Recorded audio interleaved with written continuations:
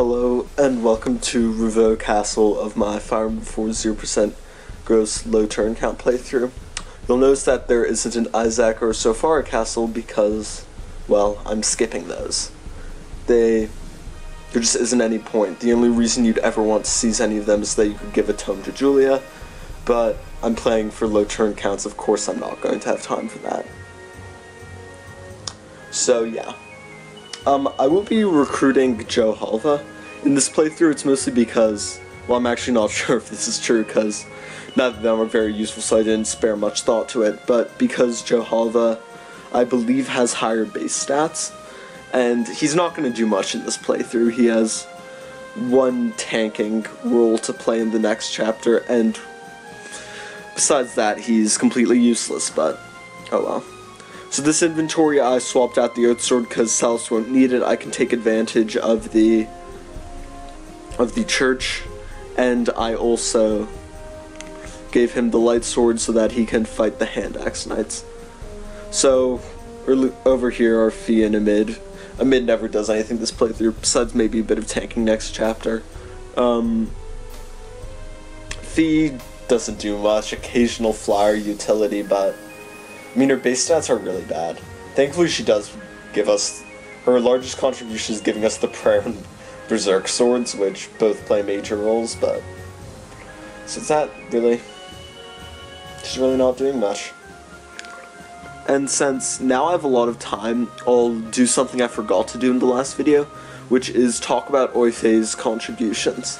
So, Oifei usually isn't considered a super amazing unit. He has high base stats and everything, but it's like characters' growths are normally so ridiculous that he's outpaced pretty quickly. But in this playthrough, Oifei's actually amazing, you know? Critical's a great skill, he has high move, high base stats, and it's a 0% growth playthrough.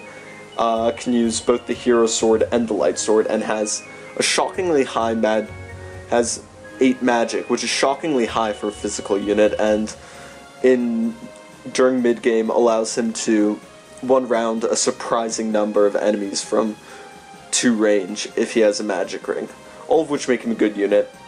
He'll be used well into endgame. Our sort of 4 cavalry death squad, 4 mounts death squad is Aless, Oifei, Leaf, Salus with obvious help from a dancer. And he's one of the best units of the second generation on 0% growths, as most of you would expect.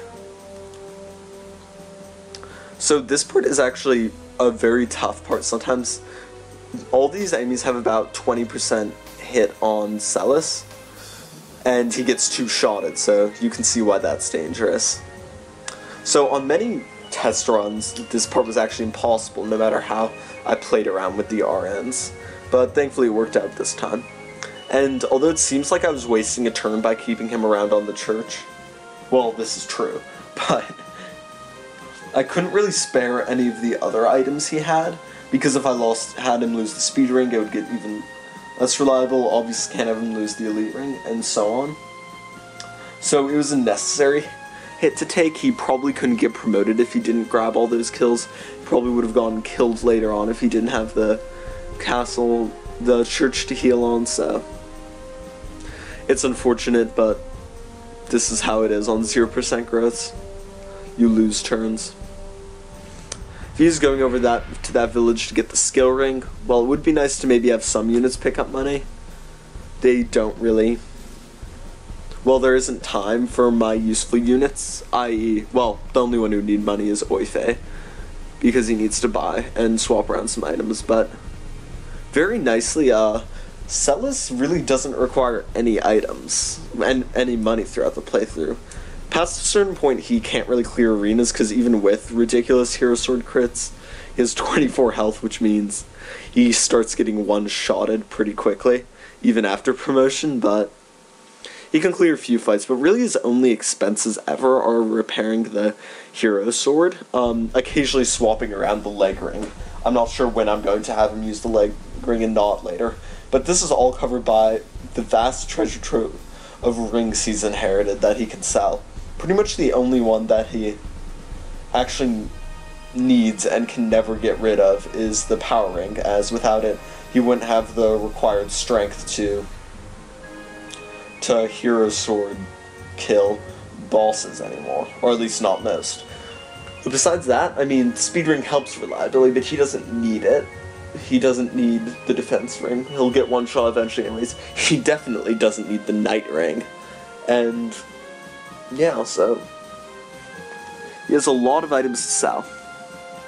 So one of the interesting things strategically going on is up here you'll see that I'm kind of just waiting around. I don't always attack. I'm kind of making things harder for myself up here by not doing the optimal thing. Lester won't be taking bow pot shots and so on and so on. But I want that fight up there to wear on as long as possible, because let's just say Slater, the boss of the Hand Axe Knights, the Hand Axe Knights aren't very threatening with a really low hit rate on Celis. Their boss certainly is, and I mean, no matter what, when you're getting two shot at, things can be risky. So I want to keep that fight going on, so that gives me more latitude to burn RNs, because unfortunately I do not have the arena. Next chapter there will be a lot more fun RNG abuse. Oh, I'm already looking forward to the likely 2 full minutes of RNG abuse it'll take to take down Bloom with Oife. Oh, yeah. I think this generation probably takes more RNG abuse than the next one, because although I do have things to play around with, like crits and the hero sword, but my characters are so weak in comparison to the enemies, because the enemies are stronger in the second generation. It takes more and more RNG abuse. Another thing up there that you'll notice is that by having Rottlebat and Badney next to each other, it allows me to burn more RNs quicker, because every time they attack twice, it burns an extra 2 RNs, because it checks for sibling crits, which, once again, more flexibility. Yeah. So this is actually, the reason I'm luring the enemies up here is because it means that I fight fewer enemies per turn, which means that the fight goes on longer, and it also means it also makes it easier on me. I don't have to worry about Julia or Lana getting one-shotted. Sorry, I was about to say Ideen. Happens with these children characters who are pretty much the same as their mothers. So, yeah, it's just simpler, because they both get one-shotted. Oh, Joe Hollister's fine. Don't worry, I won't be killing him. He has stuff to do, but... yeah. I mean, Lana's really, like, identical to her mother. She has, even on 0% growth in terms of what she does, she obviously has worse stats, but, like, who cares? Relive heals enough HP when it matters. She's a 5-move unit, so good luck being that useful in Fire Emblem 4. And she occasionally has warp duties. So, I mean, that's how it is. That's what it's like in this game.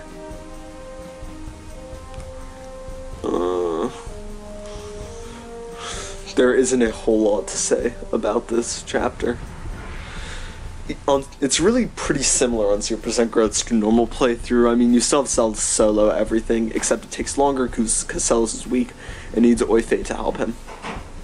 Like, seriously, by now Celis would be ridiculous if I had growth. He'd just complete with a magic ring and 1 or 2 magic procs, which he'd probably get. He could just one-round all of those Axe Knights, but this way it takes 4 hits. If he had the magic ring, it would take fewer hits, but I mean,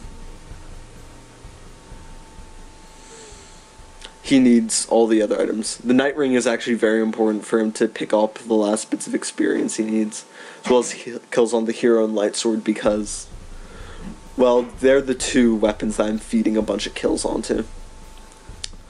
The light sword will come in handy during chapter 10. It's still a long way off, but as you can see from my first generation, planning things in advance makes a big deal down the line.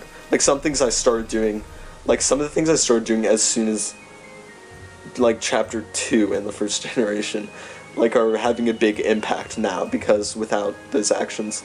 Celis wouldn't have all the money he needs without all those villages visited. So if you're ever planning to low turn count Fire Emblem 4, think ahead, is my biggest advice.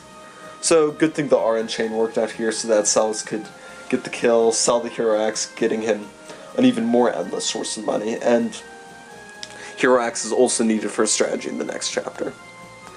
And he hangs around to give support. He flies over and a mid moves, but they don't do anything. I thought I did this preemptively just in case I needed to burn some RNs to get the correct boss kill on Dan, and didn't turn out I had to. So yeah, I'll be recruiting Jehovah soon. And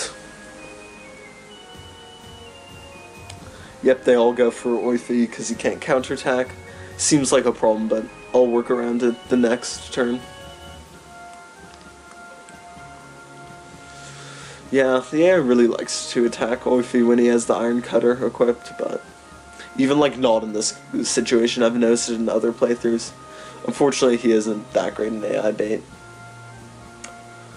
So now is one of the uses coming up one of the uses of keeping that fight there going on so long, where I need Oifi to land a crit on Danon and then land 2 Iron Cutter hits the next turn, which, I mean, that does not seem very reliable, but, and it's really not, but I had, because I have that fight still going on up there, I can burn some runs.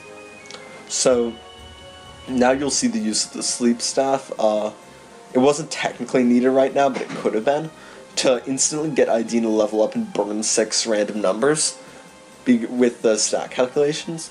I didn't need it here because a warp would have sufficed, but, I mean, so yeah, I probably should have used warp there to save money, but, I mean, let's say in that situation she'd only had 5 experience, warp wouldn't have been alright, and that's why I passed down the Sleep Staff. It's not actually going to put any dangerous enemies to sleep, because fortunately on 0% growth I don't have the freedom to do stuff like put Ishtar to sleep or silence her.